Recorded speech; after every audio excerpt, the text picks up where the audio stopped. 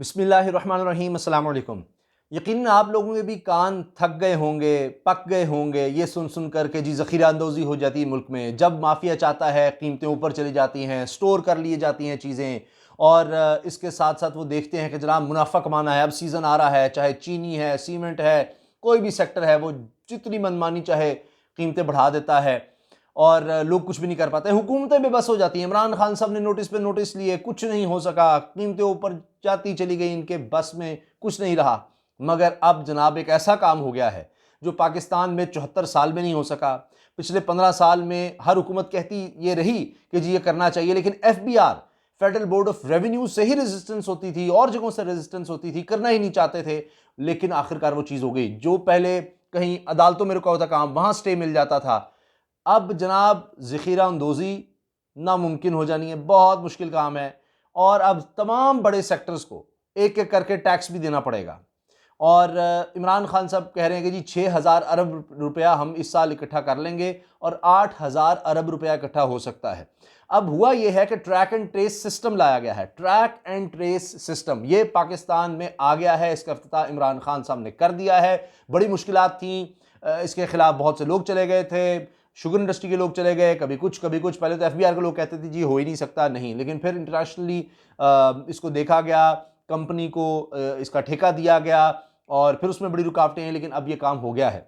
ये होगा ये कि जनाब अब इसका आगाज़ किया जा रहा है शुगर से, जिसने सबसे ज़्यादा तंग किया है उससे आगाज़ किया जा रहा है। उसके बाद इसकी बारी आएगी जनाब सीमेंट पर, फिर फर्टिलाइज़र पर और स्टील पर, फिर आगे कहा जा रहा है मशरूबात पर, पेट्रोलियम प्रोडक्ट्स और दीगर, यानी हर जगह पर होगा ये कि आप देखते हैं मिसाल के तौर पर आप चीनी की बोरी है या सीमेंट की बोरी है, उस पर अब बाकायदा एक कोड होगा जो ट्रेस हो सकेगा कि बोरी जनाब कब बनी, कब रिलीज़ हुई, कहाँ बिक रही है, हर जगह आप जा सकेंगे। तो ज़ख़ीरा अंदोज़ी उस तरह नहीं हो सकेगी ये भाई मार्केट में आई क्यों नहीं। और सबसे बड़ी चीज़, सबसे बड़ा इसका फ़ायदा ये है कि ये सबसे ज़्यादा कमाने वाले, सबसे ज़्यादा कमाने वाली इंडस्ट्रीज़ में से हैं, सबसे ज़्यादा कमाने वाले लोग हैं, सबसे ज़्यादा अमीर तरीन तबका इसको चलाता है, इसका मालिक है।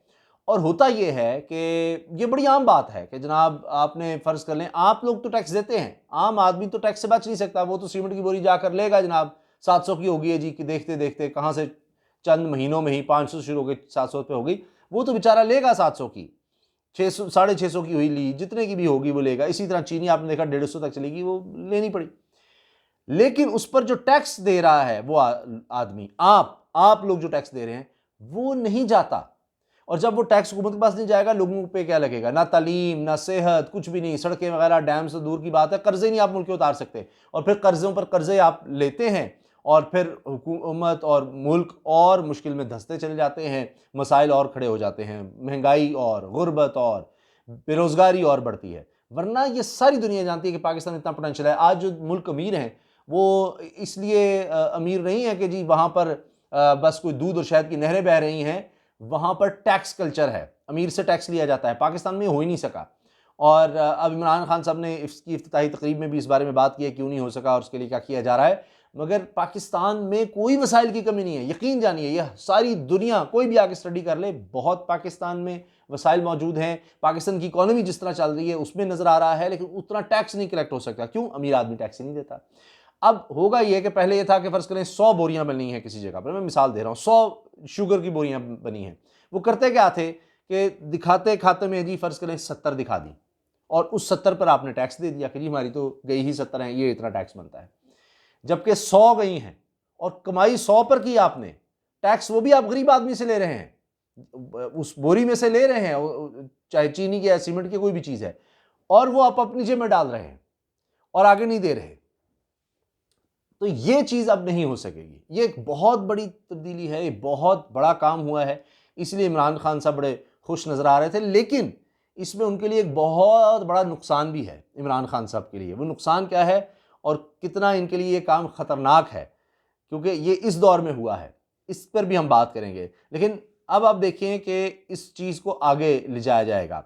सीमेंट, मतलब एक एक चीज़ काउंट हो सकेगी, एक एक चीज़, चाहे चीनी है, सीमेंट है, स्टील है, फर्टिलाइज़र है। वही फर्टिलाइज़र गरीब किसान भी खरीद रहा है, उतने भी खरीद रहा है, लेकिन उस पर वो जो टैक्स दे रहा है वो आगे नहीं जा रहा हुकूमत को।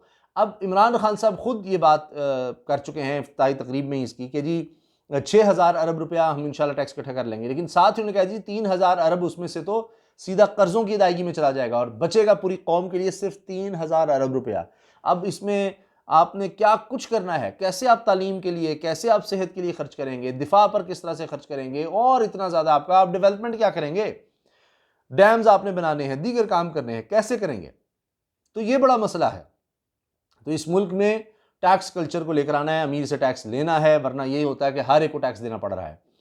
तो अब आप देखें कि जब इनडायरेक्ट टैक्स होता है तो अब इसमें ये हो रहा है कि इमरान खान साहब ने इसमें ये भी कहा कि जी पहले ज़ाहिर है लोग टैक्स इसलिए भी नहीं देते थे कि जी अंग्रेज़ का दौर था, वो सारा पैसा लूट कर ले जाएंगे, हमारे ऊपर क्या लगाएंगे, इस तरह की सोच थी। फिर ये हुआ कि पाकिस्तान बन गया, अशराफिया ने कहा कि जी जितने पैसे खींच सकते हो खींचो, और कोई टैक्स देता नहीं था। फिर लोग कहते हैं जी टैक्स हम पे लग कहाँ रहा है, बाहर देखें आप बरतानिया की मिसालें दी इमरान खान ने कि जी वहाँ का वज़ीर आज़म भी हो, वो जाता है बाहर तो जाकर कहीं अपनी एम्बेसी में ठहरा होता है कि खर्चा हो जाए, कौम नहीं छोड़ती। 5 घंटे से कम का सफ़र है तो जनाब अपनी इकॉनमी क्लास में करना है, वहाँ के वज़ीर ने भी। यहाँ पर वो कहते हैं जी जब बाहर जाते थे याशियाँ, खुद इमरान खान साहब की बकौल के जी 10 गुना ज़्यादा खर्च होता था, मैं जाता हूँ उससे 10 गुना कम खर्च होता है। इसकी क्या वजह, वो याशियाँ करते थे। लोग देखते थे जनाब टैक्स के पैसे से तो जनाब वज़रा हैं, वज़ीर आज़म हैं, मज़े कर रहे हैं, पैसा ही पैसा बना रहे हैं। तो ये जब तक हम नहीं ख़त्म करेंगे, लोगों को एहसास दिलाना है कि टैक्स का पैसा गरीबों पर खर्च होना है, आप लोगों पर खर्च होना है। इन्होंने इतना कर्जा लिया, या यानी पिछले 10 साल में समझे 6 खरब से आपने 30 गुना, यानी ये समझे 6 गुना बढ़ा दिया। तो ये गया कहाँ पर, ये सारा टैक्स वगैरह। आप कहते हैं जी इसका हिसाब दें आप कि ये आपने टैक्स किधर किया है, और एग्जैक्ट फिगर्स की भी बात कर लेंगे। तो वो अब इस पर वो कहते हैं जनाब ना कोई डैम बनाए, ना कोई ऐसा प्रोजेक्ट लगाया कि जिससे हम कुछ कमाई भी कर सकते। तो वो कहते हैं जी 2008 से 18 तक के दौरान कर्जे लिए कि 4 गुना ज़्यादा कर्जे बढ़ गए हैं, और आप कैसे 6 खरब से 10 बरस में पाकिस्तान कर्जा 30 खरब तक लेकर गए। तो ये क्यों हुआ, अब इमरान खान साहब को खुद भी कर्जे लेने पड़ रहे हैं।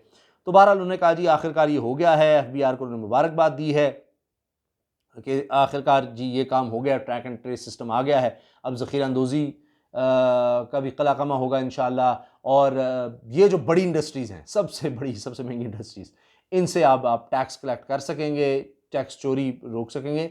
ये उसी तरह है टेक्नोलॉजी की। अगर मैं आम मिसाल दूँ कि देखें, वैसे लोग इशारा तोड़ रहे होंगे, जहाँ पर कैमरे लग गए हैं, जहाँ पर आपको चलाना आ जाता है घर पर ही, वहाँ पर आप देखेंगे कि लोग अब डरते हैं कि जनाब वो तस्वीर उतरती है, कोई ऐसा आपको पता नहीं वहाँ कौन बैठा है, ये गाड़ी किसकी है। वो ये नहीं होगा कि आके कहे जनाब ये इतना आपको चलान पड़ गया, मुझे बीच में से कुछ दे दो तो आपका चलान हम ख़त्म कर देते हैं। उनमें आपस में एक दूसरे को कोई जान पहचान ही नहीं है।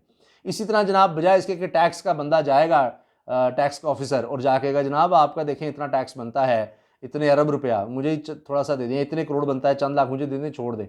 तो वो पता ही नहीं है। अब ये ट्रैक एंड ट्रेस सिस्टम है, वो उसको जाने की ज़रूरत ही नहीं है, सब चीज़ें ऑटोमेटेड होंगी।